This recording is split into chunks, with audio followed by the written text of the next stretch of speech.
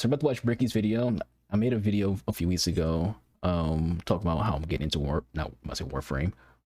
and how it interests me, and I want to learn more about it. And I don't know anything about Warhammer because it seems like a very convoluted franchise with like a lot of context, a lot of information, a lot of video games, a lot of freaking lore videos, a lot of freaking movies and stuff like that. So in that video, I mentioned that I'm a willing learner. If anyone has like anyone to recommend, then let me know. So someone in the comments recommended Bricky as someone to like watch for Warhammer information stuff. I'm gonna watch Bricky's video, like a 51-minute video, so it's a pretty long video. I'm gonna watch that, react to it, learn, and things like that. We are currently talking about to add a little bit more context and possible comedy to whatever the hell I am currently doing. So, hello everybody, my name is Bricky, and this is going to be a long video and a large project that has been going on for quite some time. Yes, I saw this long video. I need two hands for this. This is every single Warhammer 40k race in kind of a nutshell, explained, a little bit of explanation, a little Make it bit make of lore, sense. a little bit of talking about the tabletop, but mostly lore, what they're all about. Get more and audio on also this. a little bit of It's actually pretty background for good. those of you who just have no clue what Warhammer 40,000 is. Now, you see, I have no clue. Warhammer and Warhammer 40,000 is a universe people hear plenty of, but don't know a whole lot about. They see, oh, there's 100% me. dudes in big power armor with chainsaw swords, and they got these big old green orcs, and there's some bugs over there, and everyone calls these guys weebs, and then there's these spiky bitches over here, and I don't get it.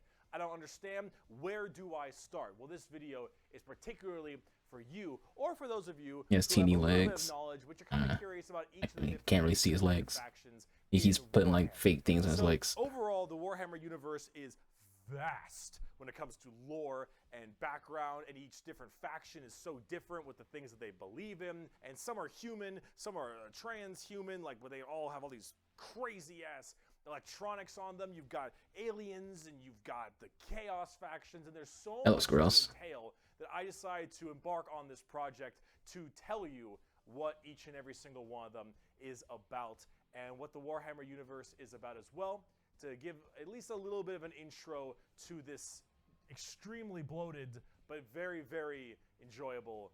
I feel like that word right I, there, and the other extremely bloated, is very, very fitting because again, Warhammer seems like it's a freaking convoluted video game franchise. In my video that I made, I said I want to get into Warhammer. I was like, it reminds me of Resident Evil, where there's so much content for Resident Evil, be it the movies, the video games, you know, like the animated movies. Like there's just so much Resident Evil content. So it's like, if someone asks me, hey, explain Resident Evil, I'll be like, shit, it's very bloated. It's gonna take a few hours. others partaken. So, I will be explaining every single faction in the Warhammer 40k universe, at least all the factions you can play as, and some smaller factions here and there. I will not be discussing absolutely everything in it because that is a little bit much, and I'm not going to go too mega deep into the lore. I'm going to give you a pretty solid overview of each of the different factions and have you learn a little bit about them, and we'll discuss a little bit of the tabletop as well in case you were curious about that. But for this episode entirely, we are discussing the Imperium of Man, because that takes up a fat chunk of Warhammer lore. The universe. What is Warhammer 40,000? Well, the 40,000 starts off is the year 40,000, the 41st millennium. That's where it takes place, is in the year 40,000, 41,000 AD. You're already more knowledgeable. Let me read you a quote, first of many Yes, that explains the title. in this video. It is the 41st millennium.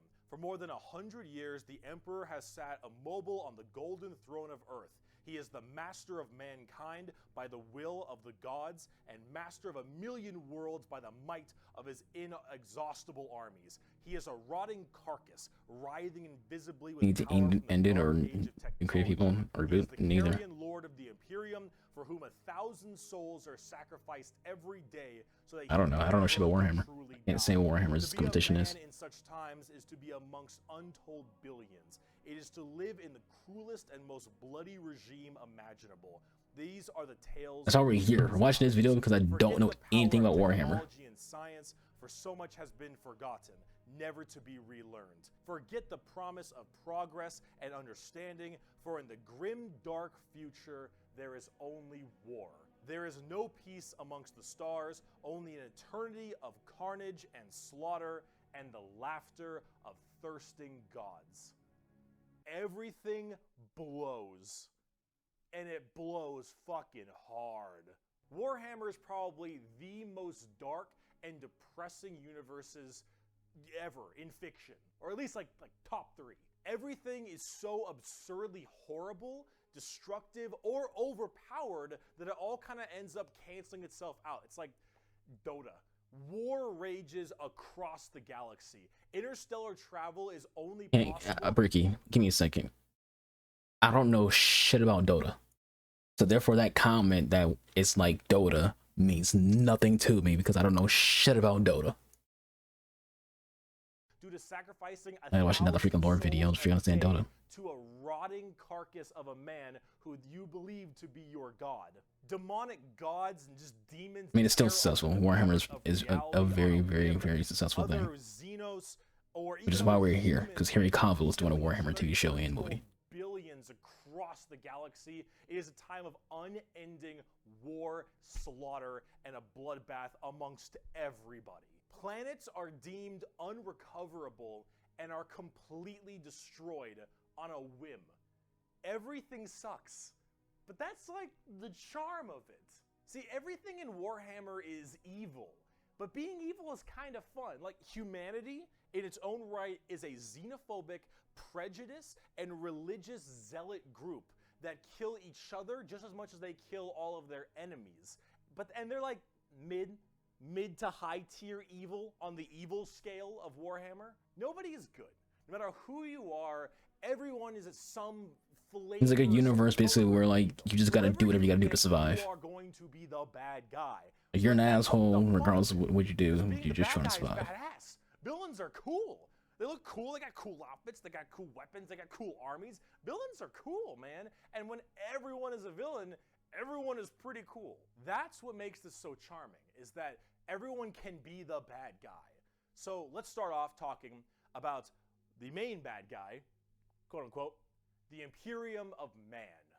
It's hair, whack. It's gear, whack. That's whack. Get your flu shot, and you can get one for free. No offense, Bricky. Skipping your ad. The Imperium of Man is the main empire Video's long of enough. the human race. All of humanity is under this one flag called the Imperium. And about 10,000 years ago, there was a man. He was the emperor of mankind, a 10-foot-tall psychic demigod who led humanity across the stars to colonize tons and tons of worlds, create superhuman soldiers, and really bring humanity into a new age. This man, the Emperor of Mankind, was a psyker. And a psyker is like a magician of sorts. In the world of 40k, there is the war. Blue just said she's making a psyker in Dark Tide. Might make a psyker in Dark Tide too. Just to see what the fuck these fuckers are like. And a psyker is someone who can take that power and manifest it through their mind to use it to do stuff. Like witchcraft stuff, magician stuff, spells, and lots of other things, but we don't want to get too into that. The Emperor, big boy psyker. Top tier, A+, maybe even S. Now, the Emperor created a bunch of sons. Yes, created a bunch of sons known as the Primarchs. He created 18 Primarchs to have them lead all of the different legions of humanity to the different stars and plans to help colonize and bring it out. This Warhammer here, these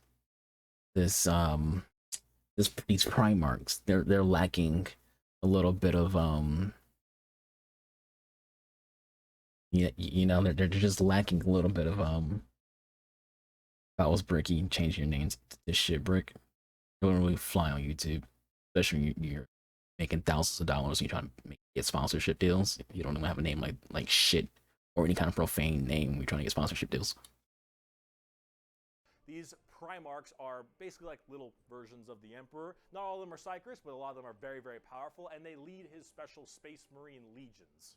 Then this big clusterfuck happened called the Horus Heresy, where the Emperor's favorite son, the Primarch, Horus, ended up joining Chaos and leading 8 9 of the 18, half of his Primarchs directly to Earth to fight down the Emperor himself. Now, if you want to know what Chaos is, remember what I mentioned earlier, the warp, that Immaterium? Bricky sounds more catchy. In there relies the 4 Chaos Gods. Imagine like Satan and 3 other Satans. The warp being kind of evil, those Chaos Gods, So, that's the reason. Imagine Satan and other Satans. So if you're a Marvel fan, you could think of like Mephisto, Nightmare. You have like, you know, the actual freaking, what's his face? Got his name. I'm a brain farts, but you get the gist. And so those Chaos Gods manipulated Horus, and then Horus helped manipulate all 8 other Primarchs to lead this giant coup directly on the Emperor on Earth. And they fucked up shit. After this huge civil war, Horus died, but not before brutally wounding the Emperor, and right at the end of his life, they put the Emperor on this large golden throne on Earth, in which he is now alive, just barely, but slowly rotting away, powering something called the Astronomicon, so long as he stays The way it alive. looks like shit. I've seen this entry before. 1,000 people a day. The Astronomicon is like the North Star. If you want to do interstellar travel in 40K, you need to pass through that demonic warp I mentioned earlier. But how do you know where you're going? Well, the Emperor is there putting a nice little navigator right there. He helps navigate you to know where you're going. If you want to go from Earth to some crazy solar system across the way, you need to go through that warp, and then you need to know where you're going, go through there, and pop your way out. It's like doing nether travel in Minecraft. So you can I don't play Minecraft, so I don't know what the fuck you're talking about. So long as the Emperor is alive and being fed 1,000 people a day to stay alive, you can do that. The moment he dies, interstellar travel's gone for all of humanity. You're so boned. Now, since the Horus Heresy, You would think they'd freaking like have other people like in my brain of common sense and wanted things to like just make sense. If your entire scientific like exploration base in space is based on one person, that sounds like a terrible idea, and that like if he does die, you're fucked. Maybe it'd be a good idea to have a backup plan.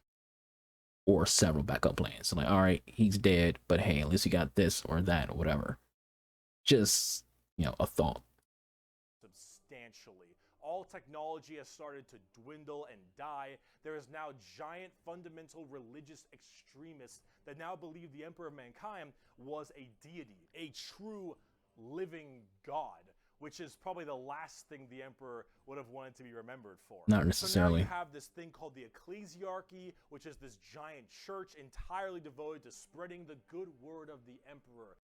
Is now the Holy Emperor God, the God Emperor of mankind, and all of the Imperium has taken up worshiping him to the fullest extent and killing anything that isn't humanity in his name. The Imperium has this futuristic gothic tone to it and a hefty religious zealotry to them. If you think anything against the Emperor, that's heresy and you deserve to die. That is called being a heretic. It's extreme. Heretics die in 40K. There is no such thing as freedom of religion. There is no such thing as freedom of speech, so long as you are against the Emperor. There is no such thing as any kind of tolerance. Everyone is a religious zealot. Some more than others, but no matter what, you preach in that good word. So right now, everyone in humanity is trying to expand their empire across the stars. If you are a heretic, someone who doesn't believe in the Emperor, you are deserving of death. If you believe in the Chaos Gods, you are also a heretic and you deserve death. If you are an alien race of This is any basically the kind, Bible on you are steroids. Xenos and you deserve death as well. Old Testament So Bible on long steroids. as the murder continues and You don't believe me? humanity Go read the Old expands, Testament. the Freaking pretty Imperium brutal. of man is very, very happy. However, the largest fighting force of this Imperium is my personal favorite faction, and the first faction we will discuss, the Astra Militarum, or also known as the Imperial Guard. Pretty shit now, man. You finished? That's it, man. Game over, man. The Imperial Guard is the main fighting force of the Imperium, and in a world of horrifying creatures, galactic monstrosities, the literal demons themselves breaking through the fabric of time to kill you, the Imperial Guard are untold billions of regular Ruts. men and women wearing modern day like flak armor with a laser rifle. This Imperial is the Guards from Star humble Wars. las gun There The are main things called weapon Imperial of Guard in the Star Wars. Imperial Guard. They're not the same thing. Fires superheated plasma lasers at an extremely fast fire rate. It is reliable, never jams. It can blow off limbs, giant holes in concrete. It is overall an extremely devastating weapon in modern day. It is one of the weakest in the 40k universe. Yeah, a laser rifle that never jams, it could blow off limbs, one of the weakest weapons. That's the world we're in right now. But who cares? Because the Imperial Guard has, in each battle, 500,000 of these men and women. 30,000 large armored tanks, 10,000 artillery batteries. The Imperial Guard wins through sheer numbers and firepower. They kind of have this World War I, World War II style aesthetic with legions of guardsmen as well as high company commanders and generals on the field along with them, and multiple kinds of troops. A normal Imperial Guard battle starts off with artillery, long lines of artillery, cracking big howitzers, just some big the planet underneath the enemy's feet. And as this barrage continues, y'all should go watch a freaking howitzer video. Guardsmen These are hilarious to watch. Of guardsmen surges forward, firing and charging at everything possible while the planet rumbles as tanks roll up behind them. Gunships block out the sun and tanks block out the dirt with the steps and hoof prints of millions of guardsmen. The Trenton family is big on holiday traditions. Basically, humans fuck a lot, what you're trying to say. There's a lot of humans. It is through numbers and sheer sundering firepower. They are the first and last line of defense for the Imperial. They are the few, the proud, the Marines. Of the battles. The Imperial Guard is also made up of tons of different kinds of regiments. The Catachin Jungle Fighters live in a death world that is more hospitable than almost any firefight they'll ever get into. So they just have this steroid-looking, giant knife, Rambo Predator-looking sons of bitches, where nothing is anywhere near. You see that guy right there? That guy right there? He looks like the only semblance of freaking diversity in Warhammer right now. He got the, yeah, he got the night on their home planet. You have the Valhallan Winter Soldiers who haven't felt their toes in 300 years. The Mordian Iron Guard, the French, who are more interested in making. So the most important was the Russians. This is the French. They look very French. The big one, the Cadians from Cadia. The biggest probably intentional of guardsmen in the entirety of the Imperium. You will fire your first gun. That lack is probably like based on the lore.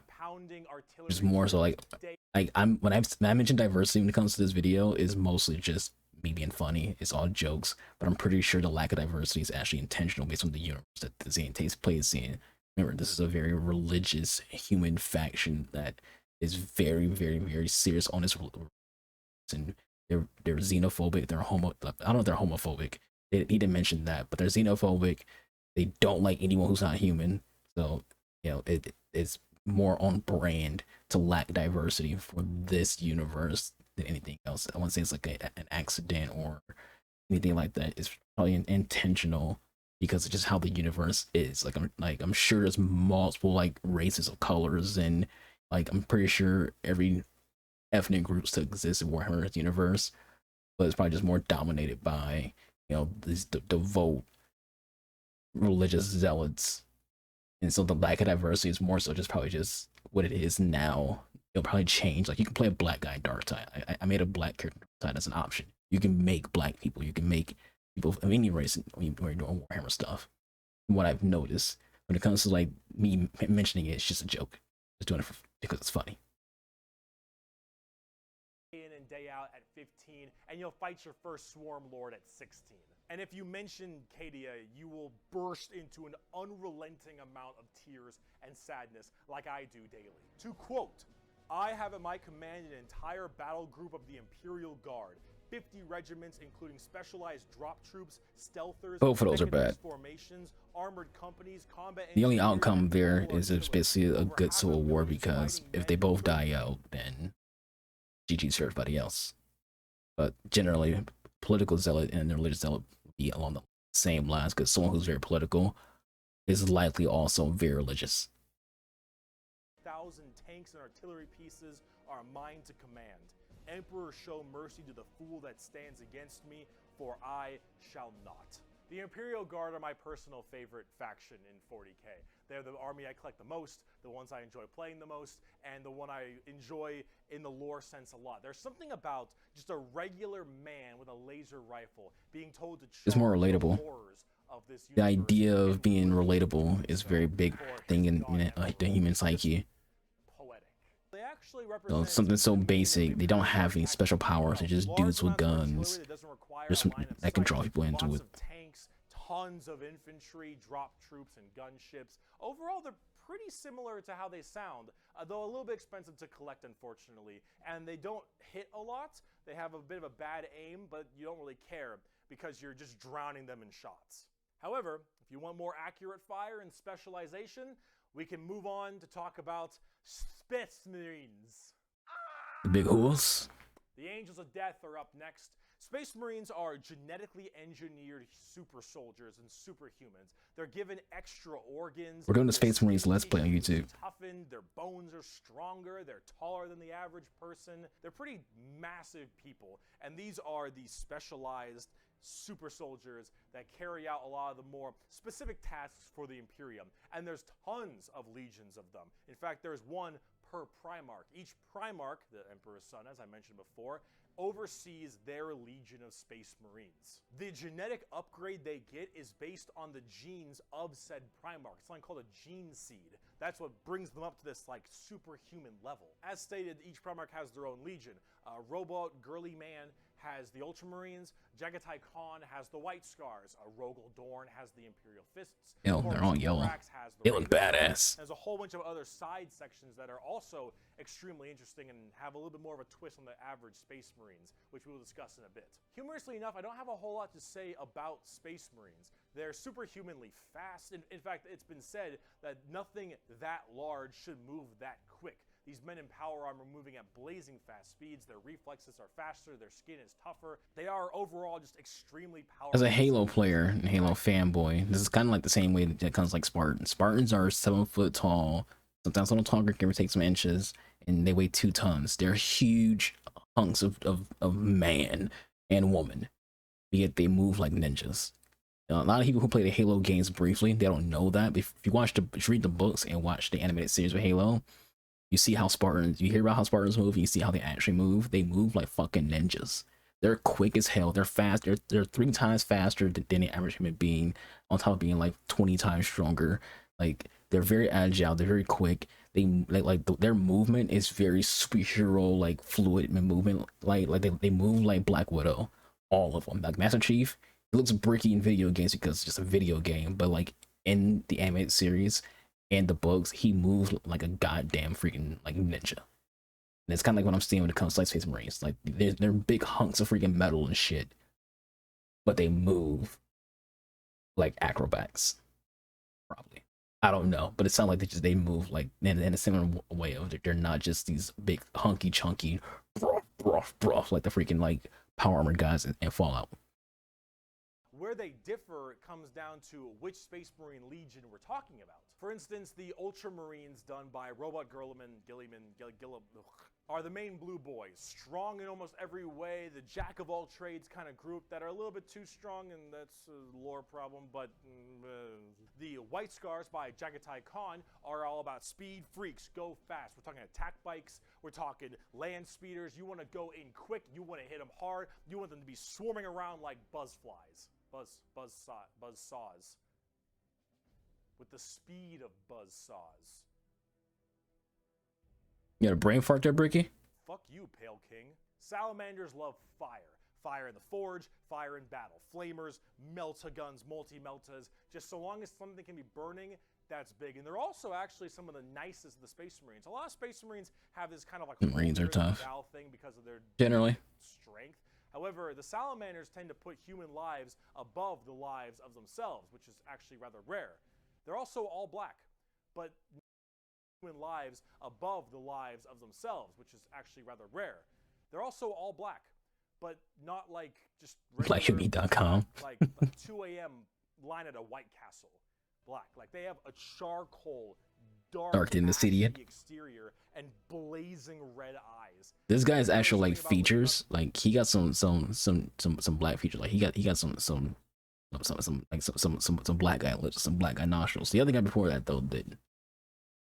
I'd imagine it's more so based on like where they're like born at. Like there's probably like a level of sunlight to where their skin has to be this way, and to like just naturally be that dark. On their home planet of Nocturne, which I don't know if that makes much sense, but who cares? This is like fantasy land anyway. Overall, salamanders are actually my personal. Or not. I think that line right there about a planet called Nocturne. Usually something like nocturne or nocturnal would imply night. So maybe they don't have a lot of sunlight, which that would mean their skin works in reverse because, you know, just this is a video game franchise, but in reality, skin pigmentation is based on sunlight. So you have darker skin more so to protect you from UV lights from the sun. Africa, for example, has a lot of exposure to the sun, so people have darker skin. Since they don't have as much exposure to the sun, you don't really need that evolutionary trait of pigmentation, so you don't have darker skin. So that's basically what skin color is. It's basically just a human evolution of adaptation to sunlight. But in this universe for this game, it seems like that's not how it works, because they're on a planet that seemingly doesn't have any sunlight at all, and they're just dark. Really cool. They're fun to play as because of all their flamer weapons, and they have a nice, like, more heartwarming lore as opposed to being super evil like everyone else is. Oh my god, we're not even a quarter of the way through the Space Marine Legions. Imperial Fists believe in the power of the siege and defensive positions. Raven Guards, master of They look stealth cool and as fuck. sabotage while having burn. Sorry, I just like black armor. Iron Hands, masters of machines and vehicles while being really goddamn good at being sold on eBay after one nerf. Space Wolves, Vikings and wolves and tons of wolves. And Does any of them have a bow? axes, battle axes, fur everywhere. Space Wolves, angry, big teeth. Blood Angels, the genetic defect to make them want to drink blood and go crazy, called the Red Thirst. You don't really change color, but just via like breeding, you eventually change. Dark Knights and Inner Circle theme and. Are you a heretic? Me? No, never.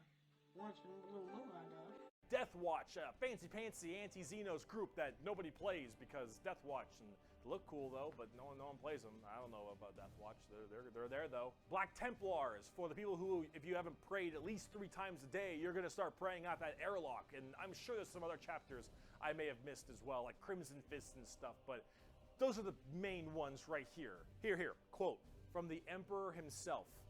They shall be my finest warriors, these men who give of themselves to me. Like clay I shall mold them, and in the furnace of war I shall forge them.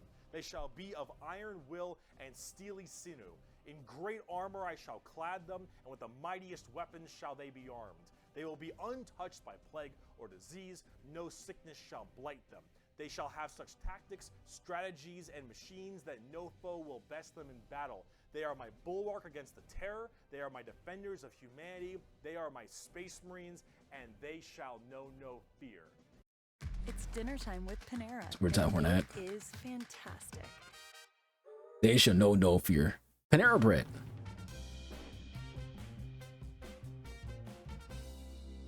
Both these asses are short. And on the tabletop, they fuck. Oh, they fuck hard. As of making this video, Space Marines are laughably strong. That might change at some point, but overall, Space Marines just have it's like a Swiss Army knife, a tool for anything you need, except it's like a gold-plated Swiss Army knife. It is extremely strong. If you are actually getting into the tabletop of Warhammer, Space Marines are a great start. Also, whatever game style you have, whether you want to be sit back with long range and heavy weaponry, go fast and run in, or even just full melee, all of these options are totally there for you. Space Marines are super badass, but unfortunately, it's time we start praying to our new god, the 2011 Honda Civic. So is it any wonder people are afraid of technology? Technology! The Adeptus Mechanicus. The Adeptus Mechanicus are a I don't think cult being fearless equals carelessness. Now, these people are a little bit weird because they don't actually really believe in the Emperor of Mankind. And you might think, oh, whoa, Bricky, that sounds like some heresy. A little bit. They believe in the Emperor, they believe in his power, but they don't pray to him. They pray to something called the Omnissiah. And the Omnissiah is this kind of machine god that they believe permeates in all machines. And if you think, well, wait a minute, they believe in a different god as well? That sounds like super heresy. Well, yes-ish, but they also make all your guns, and they make all your tanks, and they make everything that you have, so you can't really tell them to fuck off, because you're not gonna win nothing if you don't got stuff to shoot people with. See, their Omnissiah at least makes sense from their standpoint. They believe it to be a deity that permeates through all machines. Your Honda Civic, your standard bolt gun, your Dune Strider Walker, your giant mechs, your huge ships. The Omnissiah is present. Get on caffeine tonight. And the only reason your stuff works is because the machine's spirit in it says it works. If you want your gun to work, your tank to run, you must pray to it. And I mean full stop. You need to start chanting in high Gothic. You need to burn incense. You need to sit on your knees and pray to that car. You need to rub oil on your robes, and you need to go, ahomina, homina, homina, homina, homina, homina. Full stop. If you want your damn thing to work, if you want your gun to fire, you need to do that. They are very bizarre, and they actually have a bit of a point, because it's obviously working. And if you look at them, I don't know how that works. So they all know something about what they're doing. The most notable member of the Adeptus Mechanicus is Archmagos, whatever, Belisarius Call. Look at this dude. Look at this dude. Yeah. This is the group we're talking about. These are these weirdos. They look ridiculous. The Omnissiah Creed. The credo, Omnissiah. There is no truth in flesh, only betrayal. There is no strength in flesh, only weakness. There is no constancy in flesh, only decay. There is no certainty in flesh, but death. Flesh is weakness, flesh is death. The Omnissiah is the god of the machines, and if you wish to be whole, if you wish to be holy, if you wish to give unto him, you must saw down your limbs and remove your organs and replace them with mechanical Sorry, just saw Luka Doncic's little stat line. He wants, and that is how you will become enlightened. Hard technophiles mixed with religious extremism. Adeptus Mechanicus. Now, for their army side of things, they are with the Scutari. The Scutari operate with very bizarre weaponry and lots of different kinds of vehicles, tanks, and different people in between. They're very weird, but they have extremely wacky and enjoyable, and in fact quite effective, both in the real game and in the lore, weaponry and gear. Overall, as an army on the tabletop, they're very weird and have a whole bunch of different shenanigans, but if you like kind of that quirky, wacky techno thing, I'd give them a pickup. Hell, they're so paranoid. I gotta keep going. They're so paranoid and crazy. These Dune Striders you see right here, one guy was able to make them work. One guy, and he died. And they're so scared they'll never work again that they keep them on and they never turn them off, and they run around in a circle the whole time until they need them, and then they corral it and they go into battle. Yep. The Adeptus Mechanicus. Now, if you want to talk about faith, though, let's talk about the Sisters of Battle. A simp has fallen for an eagle in Lego City. The Sisters of Battle of the Adeptus Sororitas, if that's how I pronounce it correctly, is an all-female group of battle sisters going through the ecclesiarchy section of the Imperium. The ecclesiarchy is, of course, the church. This is, imagine a private army of the church, which is scary. And it is. The sisters are an extremely zealotous force, and they take this to a full extreme. I'm getting full Seekers from Dragon Age vibes. Faith, martyrdom, and fire. Through the bolter, the flamer, and the melta, the Sisters of Battle are extremely potent at taking out chaos and heretics. Mainly heretics, because as they are a fighting section of the ecclesiarchy church, that's the big thing they want to kill. Any form of heretic will face the Emperor's justice through those three main weapons, the bolter, the flamer, and the melta, and they will do so with extreme prejudice. Literally. They are the closest things we have to nuns in space. And I'm talking hardcore nuns. They carry holy fire on their backs. They have holy like books and sigils all across their armor. Their main battle tank is a fucking pipe organ missile launcher. They have small babies that they have like removed their brains. I've never seen her play Warhammer, so probably not. To fly around and give them ammunition and shit. They drop churches from low orbit as mini drop pods onto battles.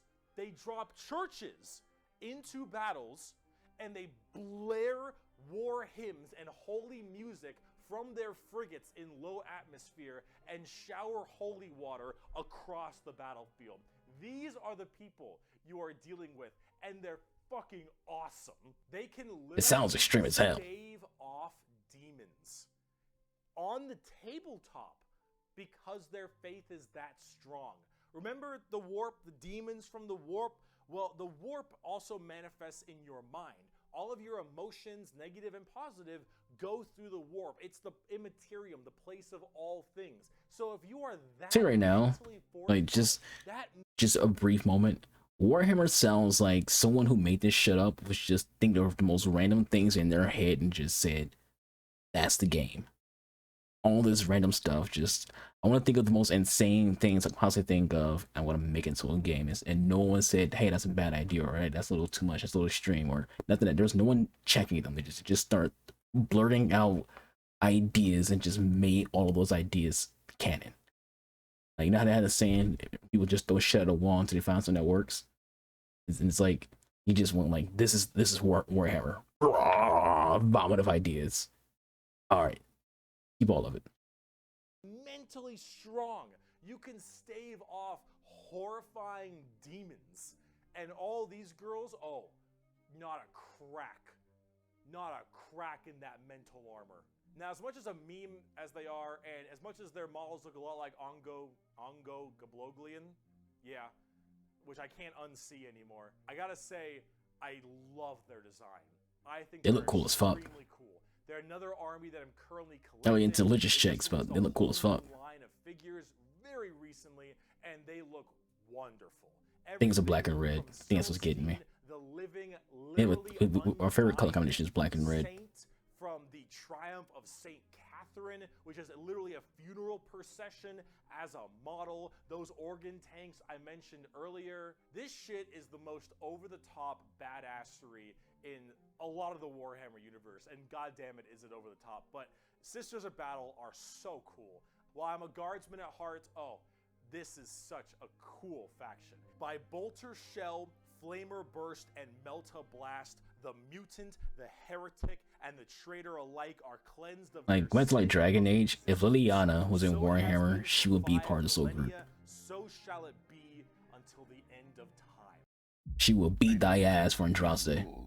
Can feel constraining, but remember, the point of this time. And speaking of burning demons, I can see. the Grey Knights are the first army I actually collected back in 7th edition. The Grey Knights are a super secretive and much more old school look at power armored knights, except they are all psychers. All of them have that crazy space magic magician shit. For every 100,000 guardsmen, there's one Grey Knight. For every 10,000 Sisters of Battle, there's one Grey Knight. For every 1,000 Space Marines, there's one Grey Knight. Grey Knights are the strongest of the strong, both in mental will and absolute just strength. These are Space Marines that are all high-level psychers, all of them able to specifically do one goal, and that is kill demons. The Emperor believed that the demons of chaos were the #1 threat to the Imperium, and he probably is right. However, this group is entirely based on doing that through a myriad of tactics. Coming from the planet, or I guess the moon of Titan in the solar system. Bricky, I'll help you out. As an astronomy freaking nerd, we can give Bricky benefit of the doubt on calling Titan a planet. Titan is basically a planet that got captured and by another freaking planet's freaking gravitational well. Because sometimes these Jovian bitches, Jupiter, Neptune, Uranus, Saturn, they're so hunky and big. They have like such a big gravitational pull. There's other planets just going around minding them because they're having a good space time party. And then Jupiter and the other Jovians are like, nah, gotcha, bitch. That's Titan. Titan is one of those freaking one of those planets that got turned into a moon. Like literally, that's all Titan is. It's a planet that got turned into a moon just via the will of freaking Saturn. Like dead ass. That's basically all it is. So he can call it a planet if he wants to. It's not incorrect. It's incorrect, but it's not incorrect if you consider those kind of things like Triton and Titan to basically just be, you know, planets that got captured by the bigger planets orbital like pool, and now they're moons. Kind of like how Mars moons are just asteroids. Some of Saturn's and some of freaking Neptune's and some of freaking Jupiter's moons are just planets that turned into moons, just because big chunky boys want to eat. Let's just go with that. Big chunky boys want to eat. Extremely rigorous training and are as clear of mind and soul as they possibly can be. Since the demons of the warp are the warp and your mind projects to the warp, people can go insane very fast, especially lower level psychers. These Grey Knights need to be able to harness the warp in the presence of demons and stay perfectly sane. One of their characters, one of my favorite characters, is named Castellan Crow. He has a demon blade, the black blade of Mahamahama. And he has to have Yes, I bet that's what it's called, Bricky. Because it tempts everyone nearby, constantly beckoning them. Use my power, use my strength, suck my penis, whatever the possibility. And so he has to keep it on him all the time as this thing whispers to him consistently. And he has to stave it off forever, being alone in his chambers or on the battlefield, because anyone who gets too close to it might be tempted a little too hard. He is that pure of heart and mind, and all the characters in the Grey Knights are basically like that. That's The only insane. issue is that Grey Knights have a scorched earth policy. More ways Luka than one. Doncic freaking had a They're 60 fighting point demons. Demons corrupt. They 21 crazy. rebound 10 assists So if I'm a game. guardsman That's nuts. and I'm fighting demons, 60 points, the Grey 21 Knights arrive, rebounds, 10 assists. and they kill all the demons. Video game stats. I'm a risk. And so guess who's not making it out of there? On the tabletop, they're very strike fast, strike hard kind of people. They teleport all around the place. They are fast strike groups, small amounts of I feel like Warhammer tabletop will make you want to freaking bash my head against the wall. Like it's probably just so much stuff, so much stuff to like read, so much stuff to remember. It just be just so much. So much for one brain to take in. Damn hard. They're fun though if you like that kind of fast striking kind of army. Oh, and also Kaldor Drago is a thing. I'd say that's someone who plays Yu-Gi-Oh, where every modern card has a book to read when it comes to their effects. I am the hammer. I am the mail about his fist. I am the spear in his hand. Though we are lost, I am the shield on his arm. I am the flight of his arrows. I am the hammer. I am the sword. I am the shield. I am a soldier at the battle at the end of time. Grey Knights are pretty hardcore. They are as holy as you can get for a Space Marine. If you like Space Marines and you don't think they're holy enough, you want to be holier? Grey Knights. Now, if you want to be holier and big, let's talk Imperial Knights. Oh, Lord, he coming. Do you like gigantic walkers the size of No, homes? I don't. Medium-sized buildings? Do you want to kill I don't like bulky heretics? Do you things. wanna kill I also don't like very, 40 very large armies things. per turn? Do you want a gigantic old-school knight noble house style of walkers with giant chainsaw arms? No, Bricky, I don't. Imperial Knights, it's not a whole lot to talk about them because they're just gigantic walkers, but they have this old-school like house feel to them, like literally like they're houses. Each Imperial Knight comes from a house, and each of them act in their own special way. These behemoth of walkers also destroy almost everything in their path, killing full swaths. I mean, that one just got fucking wrecked. In a couple shots, stepping on legions of troops. Like, these things do not mess around, and they look so cool. Imperial Knights and Chaos Knights, actually, for that matter. Yeah, I don't like big bulky things. They don't look that They're cool to just me. Super big, They look ugly. heavy walkers, and they look different depending on your house or chaos god you currently believe in. And overall, these things are just really cool if you want to murder everything in your path. They're the big, scary, big unit of Warhammer, and if you want to collect them, go to town. They make for a great painting project too. Getting more back down to earth, let's talk something about a little bit different, a little more gold. If guardsmen are regular soldiers, space marines are super soldiers, Grey Knights are super soldiers, the Adeptus Custodians are super soldiers cubed. The Adeptus Custodians are the third major army I own. I know, 3 armies. I know, I got carried away, okay? But that's all. I only have 3, okay? They are our final brand of Space Marines. How many of those armies do you These consider ones like to be a write-off though? super special, okay? If a guardsman is 6 foot, a Probably not Space too Marine bad. is 7 feet, a custodian is 8 feet. These are the giant defenders of Holy Terra, which is also Earth. Earth is Terra. Earth, Terra. Themselves. Yes. These are the people that literally guard the Emperor's throne room, hence custodians. These boys protect the Emperor's throne room at all times and are literally like handcrafted people. They're not humans brought up by a gene seer or something. These are all handcrafted super soldiers. I think from a tube. These behemoth of men are like 8 feet, 8.5 feet tall, and functionally immortal. They stand still, spear in hand, for hundreds of years without the need to sleep and barely even the need to eat, watching over the throne room and every other area of Holy Terra for their entire purpose in life. And oh my lord, are they terrifying. These custodians put Space Marines to shame. If you liked your super soldiers, these are your super mega soldiers. One of these men can take on probably 3 Space Marines and most likely win.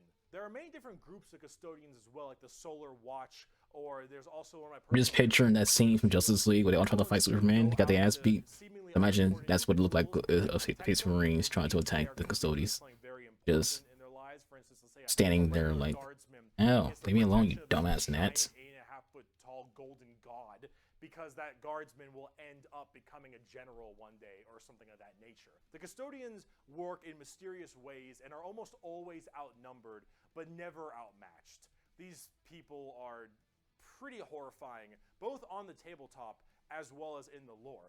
There are very few of them, however, and there's actually an extremely small amount of them, but that's kind of the point. There's only so many of these people that can have war gear this strong, weapons this powerful, and training this good. And the custodians have all 3 of it. For 100 years, I stood my watch amidst the somber shadows of the Sanctum Imperialis. I was still as a statue, but always ready, always attuned to dangers unseen. Days, months, years passed by in a frenzied blur beyond those walls, yet within, little moved and nothing changed. For 100 years, I did not but wait, yet had any threat appeared, I would have struck it down in a heartbeat. For 100 years, I stood my watch, and as it ends, I can tell you this: patience is a weapon. The custodians are the top dogs. That's actually kind of true. That last line, patience is a weapon. Definitely a true statement. Discuss a little bit about the Sisters of Silence before we get out of here, because There's more sisters or something? I also have a few of, and they're really fun, but they don't get enough attention. These kind of bald plume ladies are a whole group of pariahs, or also known as blanks. We'll be referring to them as blanks from now on.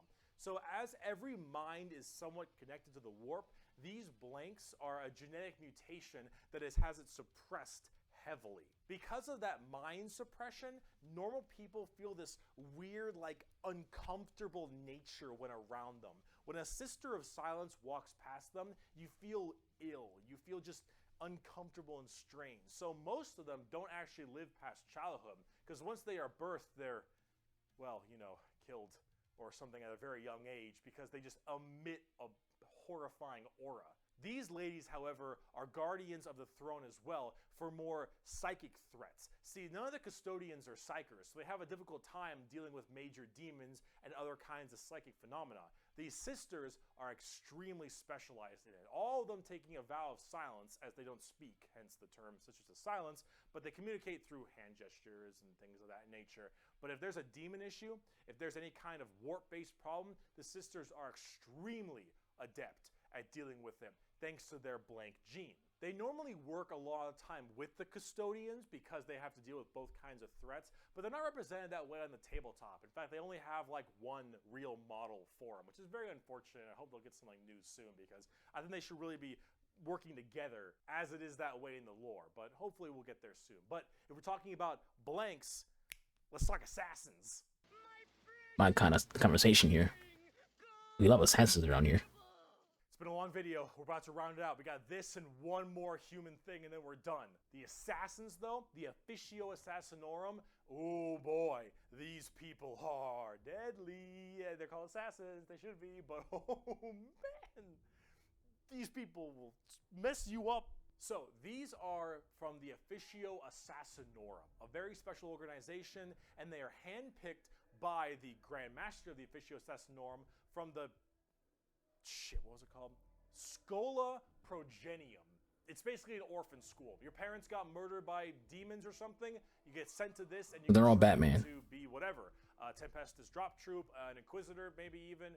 Maybe you get a blank gene and you get thrown into the Sisters of Silence, or sometimes you just disappear. When you are taken, however, you go to one of 4 temples because the Assassinorum works in the temple style of things. These temples are the Vindicare, Caluxus, Calidus, and Eversor temples. Let's start with the Vindicare. I'm far away. I've been sitting here for 3 weeks. They're snipers.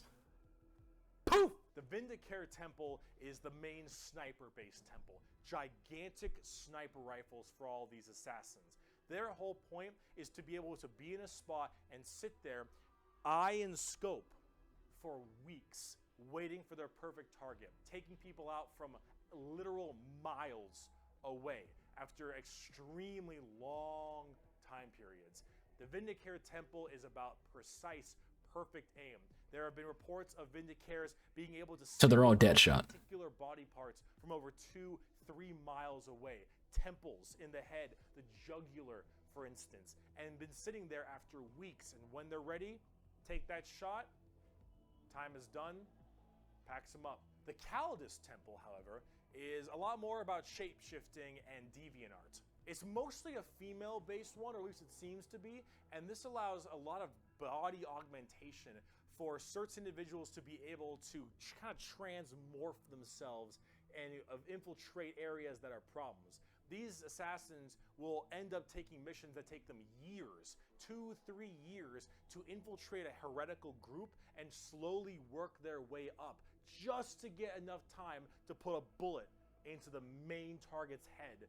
And then If they're part, he says some of them can be silent sisters, and the silent sisters emit like a aura that make you feel like ill. Wouldn't that be like a negative effect if you're like one of these people? It's like if they're around and you start to feel ill, it's like, oh, this person must be, you know, one of those people who are, you know, that comes from the silent sisters. Kind of like a giveaway. They have that effect. Or you can suppress that ability to make people feel ill. Curious, sir. Become the main target and sabotage it from within. These are all completely about deception, mind tricks, polymorphing, and everything in between. And lots of drawings. The Eversor Temple. Just kind of disturbing one. The Eversor Temple is about when you don't want anything to come back alive, friend or foe. You want it all dead. An Eversor is psychogenically conditioned with just psychotherapy and psychological torture to only feel violence, hatred, and anger. It does the Clockwork Orange style of thing of just. This group's cool because they're not bulky, and also it's stealthy. I like stealth. Conditioning, I guess, is the term. And then they pump you full of tons of psychedelic drugs, and they cryo freeze you. And then they drop you in an area where they just want to make sure everything is dead. And then you defrost, full of just all this insane, mind-boggling psychotherapy and psychedelic drugs, and you just go to town. Yeah, if you don't care if anyone comes back alive. You're like, all right, lost cause, send them in. Finally, there's the most bizarre temple, the Caluxus Temple. The Caluxus assassins are feared even among the other temples. So that blank gene, the people will go to the Caluxus Temple with this as well. And this is where they can harness that to be massively anti-psyker or even just anti-regular people. They are seen with extreme fear and distrust among many, many people. They are described by the Eldar, by quote, as being pure evil. Imagine that uncomfortable feeling from that blank gene I mentioned, and then imagine them being taught and given equipment to amplify it by 100. If normally regular people feel uncomfortable, now they are basically akin to being a siren wailing directly in your ear. And if you're a psyker, oh no, the sheer presence of a Cluxed assassin is enough for you to tear your skin off. You will rather gouge your eyes out and rip your nails off than even being near this person. The Cluxed assassin is when you want psychers to literally lose their minds, and they will go on their knees and ask you to gun them down because it is a suitable choice over being any. Not a mindfuckery. The motto of that temple is, "That which is unknown and unseen commands the greatest fear." Now, for the tabletop, very simple. Aren't that Every other like text he's read for like these groups have all been like very, very big paragraphs. That one was one fucking sentence. But at the same time, they're very specialized and require a lot of finesse. And they work the way you generally want them to, though. You want to cause some distortion and weird stuff, you take a Calidus. You want to just murder swaths of infantry and then blow up Eversor. You want to kill that one guy, Vindicare, and if you have a lot of Psychers, Caluxus. It's a nice little like jack of all trades if you have a specific thing you want to kill. And you get to choose which is really fun. But now, let's talk about the last human faction. We can round this video out before we do part 2. The Inquisition. And we have a lot to talk about with them. Well, on the subject of heresy! Oh boy. Where do I even begin with the Inquisition? Take every secret police you can think of. The KGB, the Gestapo, the CIA, FBI, any of these kinds of people. And then mark it up by about 10 and give them the most power in the entire Imperium. No, you know what? How about this? This right here, it's not just a quote. This is the Imperial motto, the motto of the Inquisition. I apologize for my bad pronunciation. Innocentia nihil probat. Innocence proves nothing. The most powerful organization in the Imperium, the secret police, their #1 motto is innocence proves. Basically means if you're innocent, you're still guilty. That's what their motto is. Like, oh, you're innocent, but you still gotta die. We don't really care. Ordos, depending on which one we're talking about. The Ordo Hereticus, the Ordo Xenos. It's like, I didn't do it. We know you didn't do it. Huh, thank God did. Hereticus is obvious. They deal with heretics. Xenos tries to find alien threats, and Malleus is demons. They all have different specializations in what they're trying to go for as this Inquisitor. And that's what they're called, Inquisitors. Each of them, as an Inquisitor, has their own free reign to do as they wish. They may have a ship and a crew, and they go out to find problems and interrogate people a lot. They are above the law in every... Like Spectres in Mass Effect. Over Space Marines. Now, the Space Marines might argue against them and stuff, and there might be a lot of blowback, but technically they are above them as Inquisitors. They are looking to investigate and figure out coups and cults and demonic incursions and possible Xenos issues like gene stealers or a new threat coming into an area. They're about learning that stuff and actually doing detective work. And memes aside, they're pretty good at it. The Inquisition having all of this power does make them a little bit power hungry and frantic sometimes. And yes, it is still a bad thing, but most of them are pretty good at their job. And they spend a lot of time being very diligent. This fucking mirror internet. All of these leads looking like person are proper and correct. They're basically space detectives with just enormous power and sometimes a bit of a power complex. And we haven't even talked about Exterminatus yet. Exterminatus is deeming a planet unfit to be saved. I deem that this planet is demon infested and taking it back will cost too many resources and is not worth it. I have now just blow that bitch up on this planet. I will now sign the death warrant of an entire Imperium planet as it is unfit to take and better to be destroyed than allow the enemy to hold it.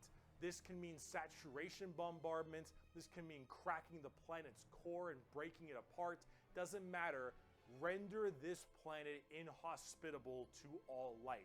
Yes, the innocence proves nothing people are the only people who can choose this planet must die in its entirety. With no care they're of any playing the casualties on it. villain. Now, it is memed a lot, but most Inquisitors are very rare to do Exterminatus. Exterminatus is a very crazy thing. There's only so many worlds that you don't want to destroy all of them. Now, naturally, with the memes aside, there are some people who are a little bit rough on this one. But most Inquisitors generally don't like to do Exterminatus a ton, but it is an option they have. And it's a crazy option when you think about it. Secret Police Inquisition are unfortunately not represented on the tabletop very much. You generally kind of put one in your army if you feel like it. You have a couple special options there and some side content, but they're not really fleshed out very well, and personally they need a lot more stuff put in there, and they really need a lot more effort put into them, and they're not quite where I want them to be. Overall, the Inquisition makes for a lot of the best storytelling as well, because it's a little bit hard to talk about a big story of a whole bunch of Space Marines killing something, right? It's just a big battle story. It's not as interesting. Having that intrigue and that moral dilemma that an Inquisitor has makes for a lot better media. And honestly, the more people do it, I think it's better, because then it adds a little more humanity to the Warhammer horrible, horrible grimdarkness. And wow, we just finished the humans, all right? Come back for part 2 when we talk about Chaos and Xenos, because we got to talk about the 4 Chaos Gods and all the Chaos Marine leaders. This is an adventure. Tau and the Necrons and the Orcs and These videos boy, themselves we are got a an lot. adventure. I'll see you in part 2. Like, goddamn, they're good videos. Bricky's done he's very good at what he's doing when it comes to this kind of content. Goddamn, it's a lot. Definitely a good video. Really enjoyed it.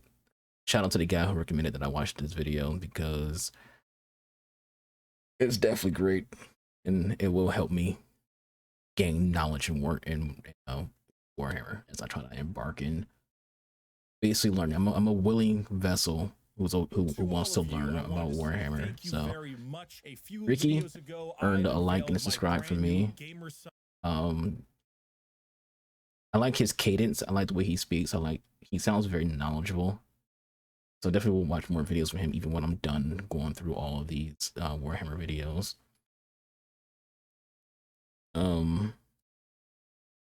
It's finally, I wanted to find like that video, but more in particular, without being already watched and without the playlist. I'm gonna like share that video on stream. This Bricky video, if you want to watch it yourself, put that into chat. Show him some love. That was a good video. It's interesting. Warhammer's interesting. It has me. It's interesting in a way where it's intriguing. Like, I'm very intrigued by Warhammer. Like, it's a lot. It's a lot of stuff, but it also seems really cool. Like, a lot of Warhammer seems really, really cool, and that's my first video watching when it comes to the 3 videos that I have to watch, that I was told to watch, when it comes to Bricky, and it all seems really cool, and I can understand why it is so massively popular and why everyone's like so in love with it. Like, people who I see that like Warhammer are very devout, and they're obsessed with this stuff. If there's anything that I would say that Warhammer needs is archers. Yeah, needs some archers. Maybe there is some archers. I don't know. We'll find out the more we watch these videos. Warhammer needs some archers.